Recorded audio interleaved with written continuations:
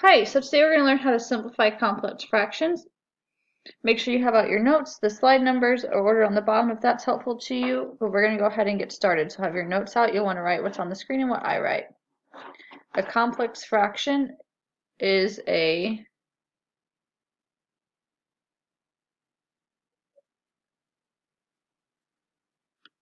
fraction where the numerator and the denominator also contain a fraction. So we're looking at things where it would look like 3 over 4, 4 over 7, or like x over 2, x plus y over 7. This is a fraction, and this is a separate fraction. So we have a fraction in the numerator and the denominator. So that's how we're defining a complex fraction. So how would we normally divide a fraction by a fraction? So if I gave you 1/2 divided by 3/4, you guys would tell me to write this as multiplication. So this is what we did a few lessons ago with our radical expressions. Sorry, that's a 3. And then we'd multiply across and simplify what we can. 4 over 6, we can divide both of these by 2. It becomes 2/3. However, what if I gave it to you in the form 1/2 divided by 3/4? I would just have to do a little bit of work to make it look like this, and then I'd have to do the work to change it to multiplication.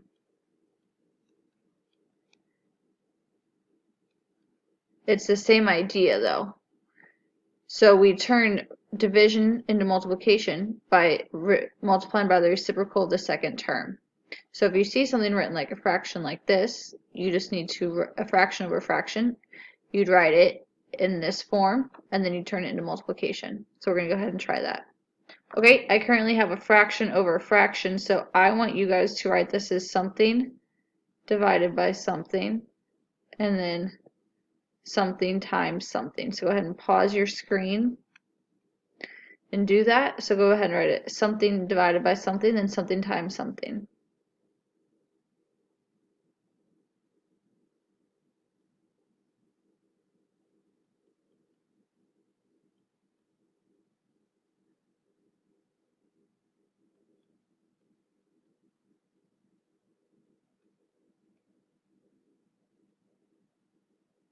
So this is what we should have gotten.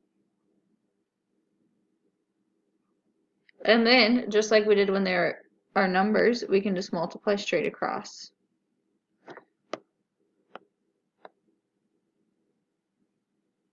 So what this ends up looking like is 5 times 7 n squared x to the 5th y to the 3rd, 21 times 15. Oh, there's no m on the bottom, sorry.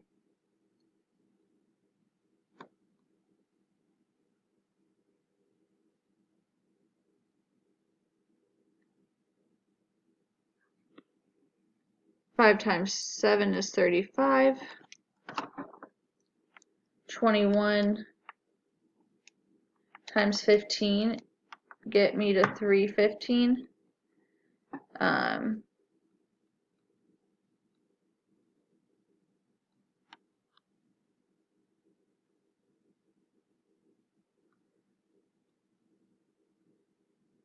And then from here, I just try to simplify what I can. These can both be divided by 9, or not divided by 9. They can both be divided by 35.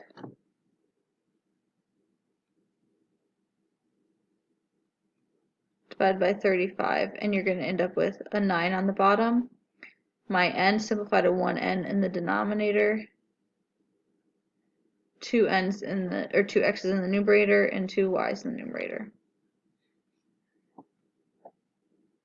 So just like we've been dealing with this whole time, we're going to have to continue to factor periodically. And when we do that, we first need to look for the greatest common factor and then use two terms, different squares, sums of cubes, and then the third and fourth terms have different options. So make sure you have this chart available and ready to look at. Okay, so I'm going to see I have something that's two parts here. It's two terms. It's an x and a -4, and I'm going to see if I can factor any of these. It does not look like I can factor any of these, so I'm going to go ahead and pause the screen. I want you guys to make this something divided by something, something times something. Go ahead, pause the screen, write that on your own.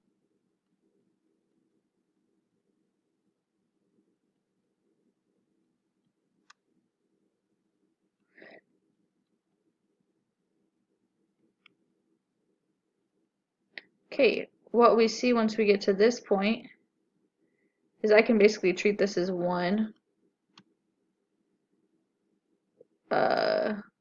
numerator, one denominator. These cancel out. So I am left with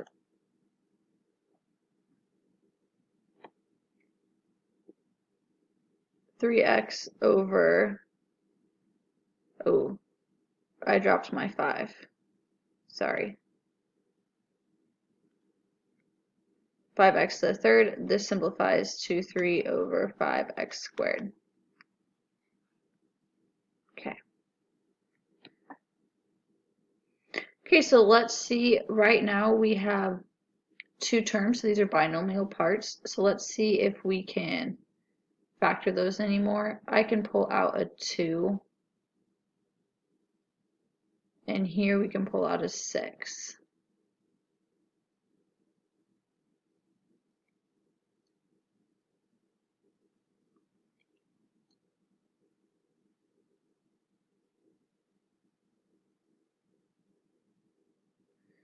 And then I want you guys to write this as something divided by something, something times something. So go ahead and pause your screen and go ahead and do that. We should end up with this. So if we simplify this further, this is 6x to the fourth over 2x, x plus 2. Now my 6 and 2 simplify to 3, and then I have 3 x's on the top.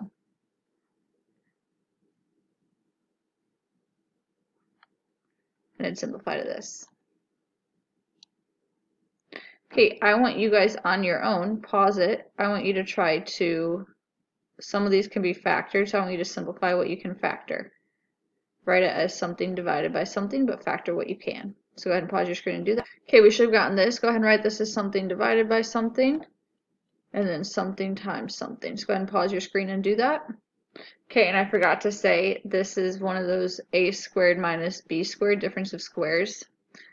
But once we factor and then we write it as division and then multiplication, this is what we should end up with.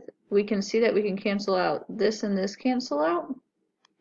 So all that's remaining in the numerator is u minus 2, and then the denominator is u plus 5.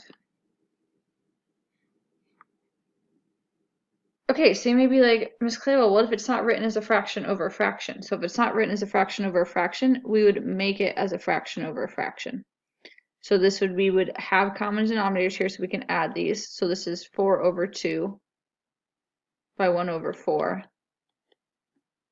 And then we'd write it as something divided by something, and then something times something. Okay, so now we're wondering here, we can't write this as a fraction over a fraction because we don't have common denominators. So this would be, I need to get this 2 and this 4, they both need to become out of 4. So this would get a 2 over 2, so there's a little bit of extra steps. It's 2 over 4 plus 3 over 4 over 1/7. Now I can add those. That's 1/4 over 1/7. And then I can write this as something divided by something, something times something.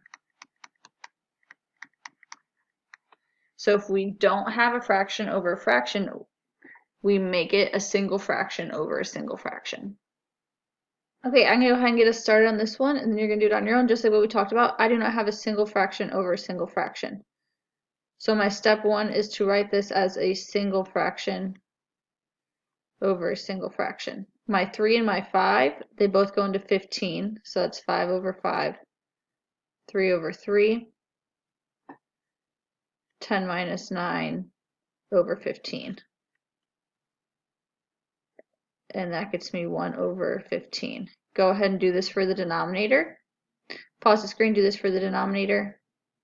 Okay, once you did the denominator, you would have seen that this side needs a 3 over 3, so we'd have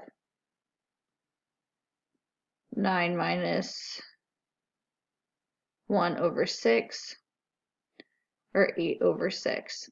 Now I want you guys on your own to simplify this the rest of the way. Something divided by something equals something times something. Then you should get a simplified answer. So pause your screen, go ahead and do that.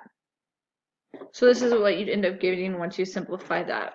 So we only have 2 more left. So these look a little different because they have variables in them, but it's the same idea. I treat this as it needs to become a single fraction. So I'm again looking at what is my greatest common denominator, or my least common denominator in between 5u and 1. So this needs a 5u over 5u. And that will be 1 minus 15u over 5u. This also needs a 5u over 5u.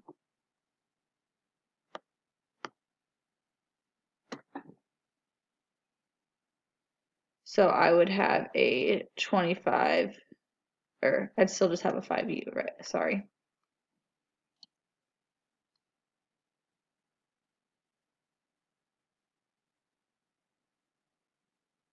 So I would have a 5u over 35u plus 1. I want you guys to finish this out. Something divided by something, something times something. See how far you can simplify it. I will show you my work at the end. So go ahead and pause and finish these. So we end up with this. We can cancel out this 5u over 5u would simplify to 1. So we're left with 1 minus 15u. Okay, our last problem's on the next slide. Remember, you're taking these notes, writing down the problem as we go.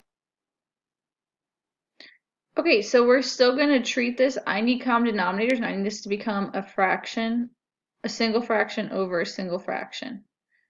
So I'm going to think this is over 1 and this is over 1. Both of these, oh, we're using blue. I actually like that color more than I thought.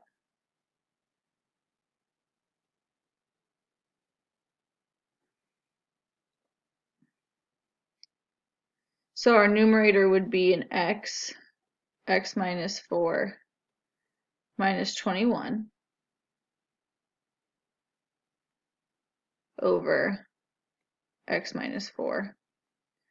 We'd have an x minus 4 times 1 minus 3 over x minus 4. So before we take a second to write this as something divided by something and then something times something, I'm going to simplify this numerator up here. So this is x, I would FOIL that, x squared minus 4x minus 21. So that's the other way we can think of that. So that'd be x squared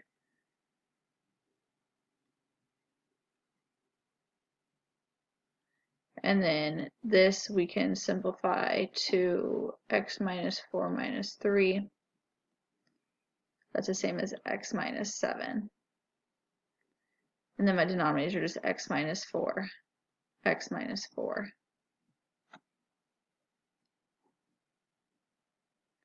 Okay, and now I can write this as something divided by something.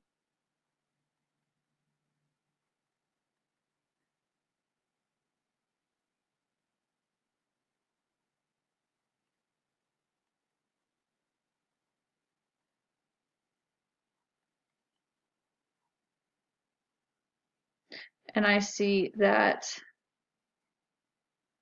those can cancel out, and I'm left with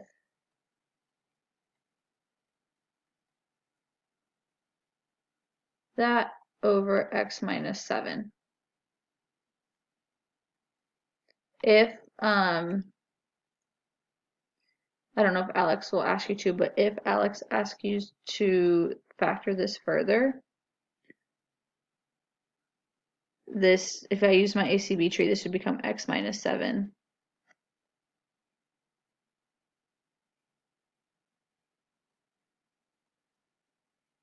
X plus 3 over x minus 7. And then I just end up with a x plus 3.